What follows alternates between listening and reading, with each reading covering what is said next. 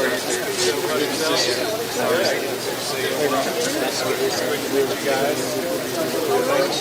you doing? All right, man. Yourself? Good. Hey, how are you?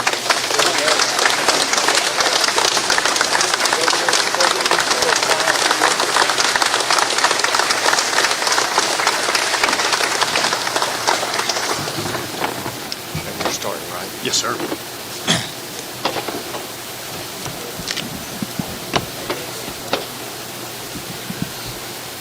Well, good afternoon, everyone. It's a tremendous honor to welcome Governor Abbott, Senator Charles Perry, Speaker Burris, and Representative Cody Harris, as well as all of you, to SimFlow here today. Today marks a monumental moment for SimFlow, as well as the entire state of Texas.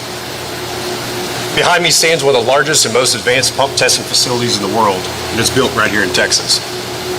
This isn't just a building, but it's a symbol of Texas ingenuity, resilience, and leadership.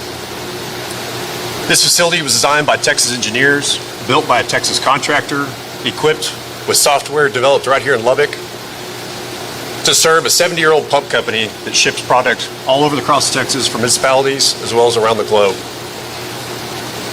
So it makes sense we're here today at the intersection of infrastructure, innovation, and industry to witness the signing of SB 7 and HJR 7. These bills are major steps forward in addressing Texas water infrastructure needs, not just for today, but for generations to come. As our state continues to grow, so does demand for resilient, reliable, and future-proof infrastructure. SB 7 and HJR 7 recognize water is not just a utility. It's the foundation for life, economic growth, and long-term sustainability. These bills enable strategic investments in water infrastructure, enhance local resilience, and empower companies like SimFlow to contribute our technology, our workforce, and our expertise for the greater good of Texas. On behalf of the SimFlow team, I want to extend my deepest thanks to Governor Abbott, Chairman Perry, Speaker Burris, and Chairman Harris for their work on this bill. Your leadership and vision are a real difference in Texas, and your commitment to water infrastructure is giving businesses like ours the tools and the confidence to build, invest, and innovate right here in Texas. Thank you for allowing SimFlow to be part of this historic moment. And thank you for the advance and the strength of the future of the state of Texas. It is now my distinct honor to introduce the man whose leadership has guided Texas through historic growth, historic challenges, and today, historic progress. Please join me in welcoming the governor of our great state of Texas, Governor Greg Abbott. Thank you, man. Good job.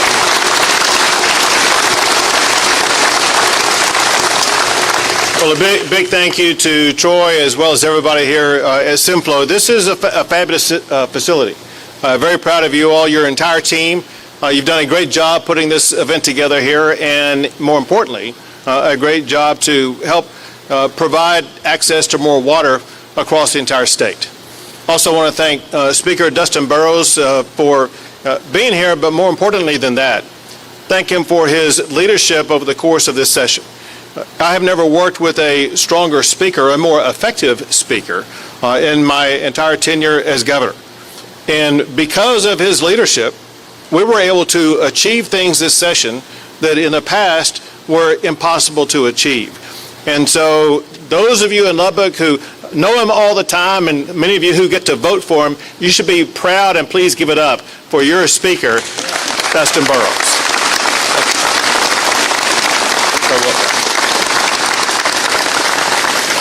Also joined today by the authors in the House and Senate for the bills I'm going to be signing today. Again, your very own local Senator Charles Perry.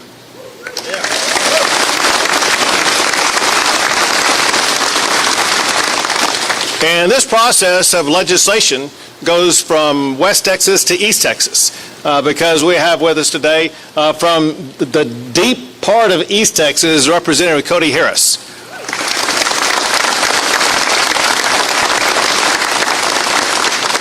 Looking behind me, so unlike what some people think, I don't have eyes in the back of my head, I can't see behind me. I'm looking for two other members of the Texas House of Representatives over here.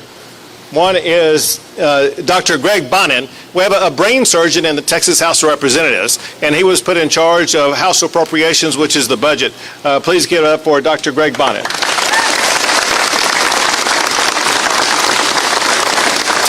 Now, I saw him moments ago, but can't see him now. There he is, Carl Tepper. Again, your very own Carl Tepper.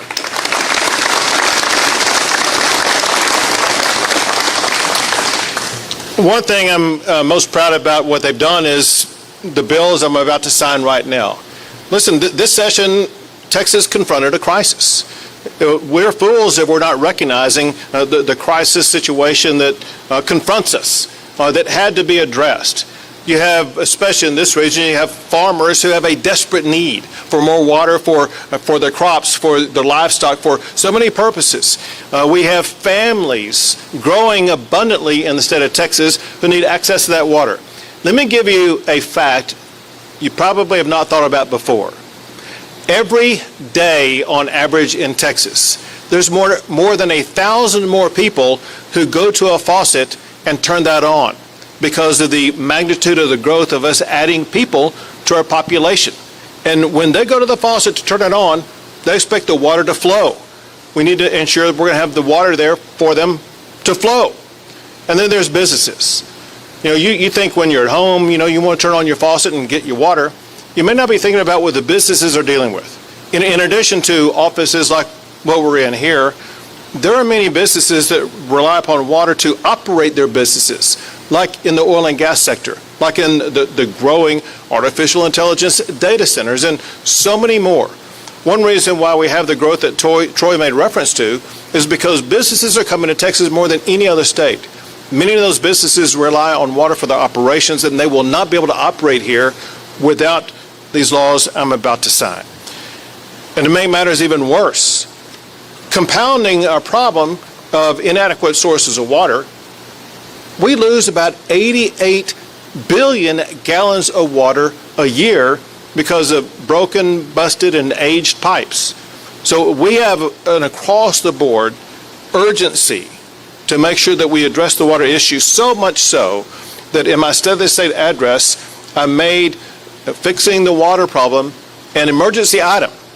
And the good news is we had the legislature step up and get that job done with the largest water law in the history of the great state of Texas.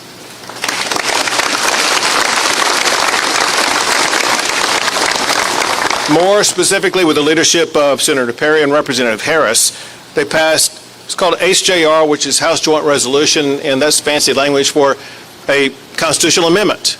So this is going to be embedded in the Constitution itself, which means for it to actually fully pass, Texans are going to have to vote on it.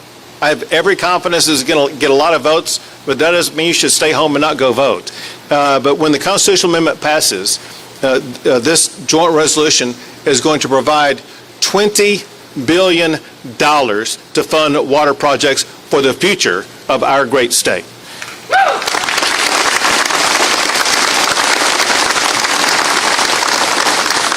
Then Senate Bill 7 by Senator Perry kind of gets into a lot of the details about how that money is to be used and how it's all to operate, and to oversimplify it.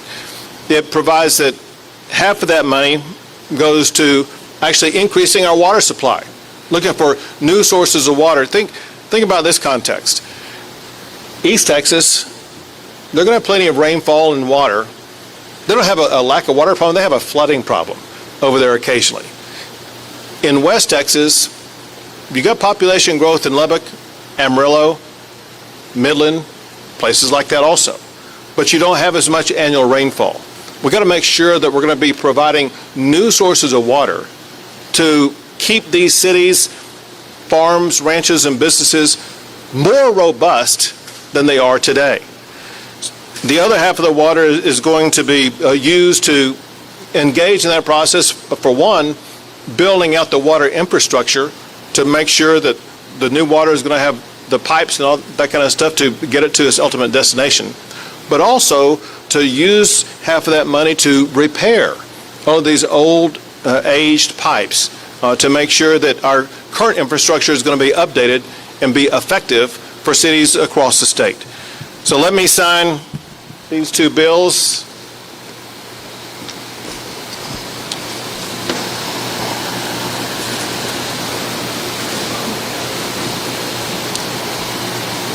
Eighteenth.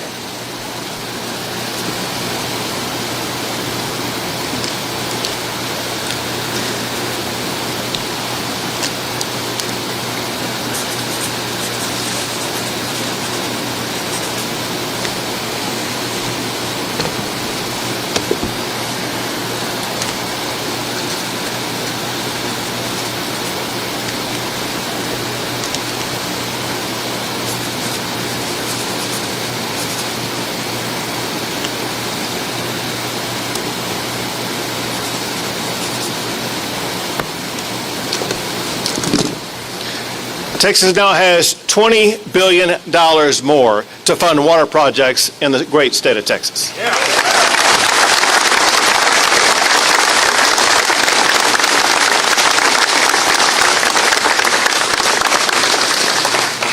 To you. Give that to you. And now, Speaker Burrows. Thank you, Governor. It is the greatest privilege to have been the Speaker of the House during the 89th legislative session and be around the state signing bills with Governor Abbott, making them law. But I'm going to tell you, it is even better to be back home in Lubbock with my people. I want to thank Governor Abbott for being here. I want to thank the Pickerings and Simflo for opening this up. It is a phenomenal reception, and we're really proud that y'all are doing it and having this bill signing ceremony here. Let me say this. We are so proud of the Texas economy. We have people moving here all the time. We brag about it. All the other states, especially the blue states, people want to come here because of our economy, because of our culture. And they are coming here with U-Hauls, and we talk about it all the time. Here's what I know. If they show up and they turn on that spigot and water doesn't come out, those U-Hauls are going to go the absolute opposite direction. It is one of the most important things that we have to do is to make sure we have this critical infrastructure, this water supply for the entire state of Texas. That's why I was so proud Governor Abbott made this an emergency item for this session, and we worked on it. Senator Perry, Chairman Harris, they did yeoman's work. They worked tirelessly to come up with a phenomenal water plan that was going to make sure the entire state of Texas was covered. Whether it was fixing leaky pipes or finding new sources of water, which we have to continue to do, these two gentlemen worked hard to come up with what I think is the biggest and best water plan in the country and for the state of Texas. So Governor Abbott's leadership, Lieutenant Governor's leadership in the Senate, and these two men have gotten us to this day, and I could not be more proud that we're actually doing this, and especially that we're doing this right here in Lubbock, Texas. Thank you, Governor.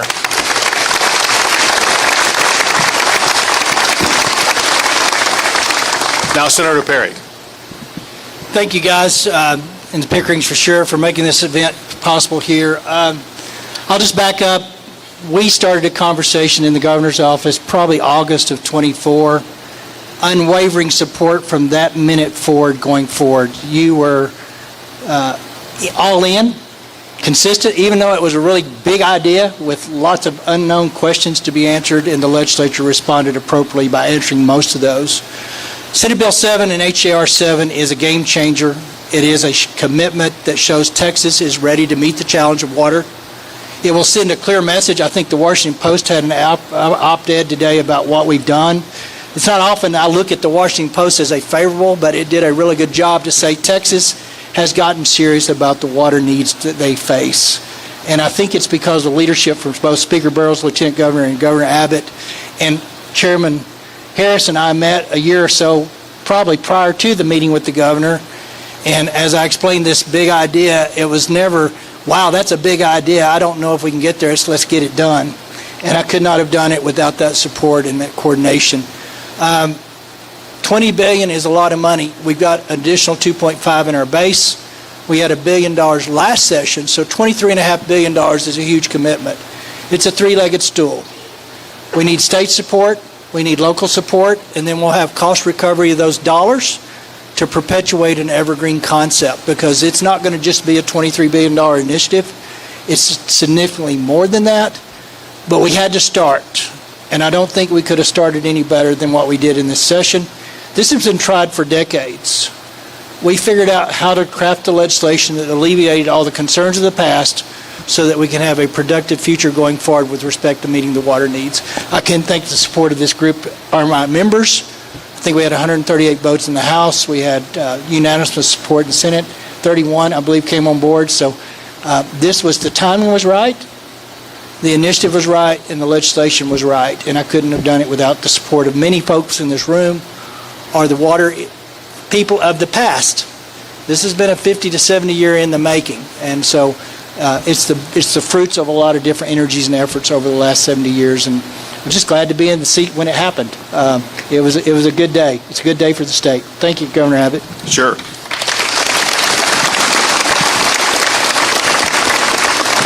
Chairman Cody Harris. Thank you, Governor. It's so humbling to be here on such an historic day because what we've done with this legislation impacts generations of Texans. And if we wanted the Texas miracle to continue, we couldn't do that without passing this legislation.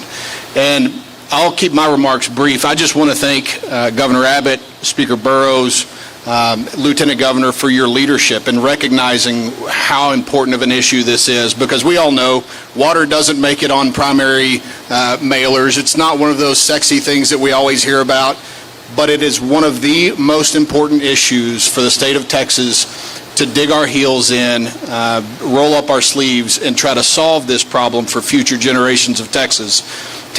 And it is because of your leadership that Senator Perry and I were able to come up with a product that everyone agreed with. And so I want to thank y'all. I also want to thank everyone who worked behind the scenes, who doesn't get a chance to be known, that how much hard work that you put into this. Many of you are here today, many of you are not, but this was the culmination of years and years of hard work on behalf of Senator Perry, and something that I'm proud of. My 13-year-old son is here today. He's one that will benefit from this legislation, maybe not us, but down the road, particularly future generations of Texans will still be able to call Texas home.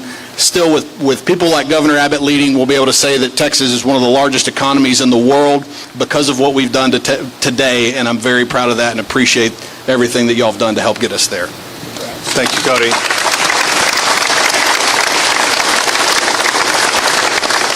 There's one last group of people to thank.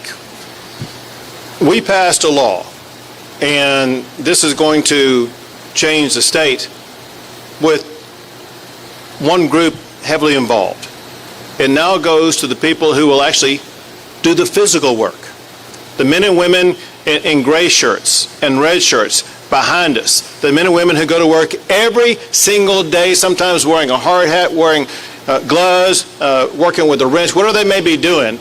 But it's going to take the men and women who are the hardworking folks of our state to make sure we build the pipes, do the completions, do the dredging, whatever has to be done to make sure we bring to reality the fruition of the $20 billion investment. Please give it up for the hard-working men and women behind it. Thank you, guys.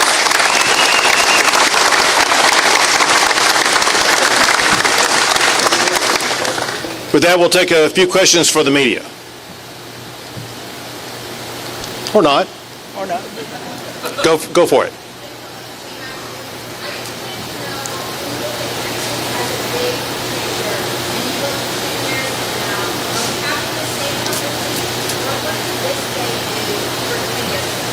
This is a conversation changer because the way this operates, it provides $1 billion a year for 20 years. And as Senator Perry articulated, it's evergreen in the sense that loans are made, loans are repaid, and that money is reinvested in other projects. And so what we did, we gave a big push to the process of building out all these water projects that will remain in perpetual motion for literally decades. We're never done with water but we've accomplished so much. We're able to cast our gaze in future sessions on other issues to make sure we address those that will keep Texas the #1 state in the United States of America. Sure.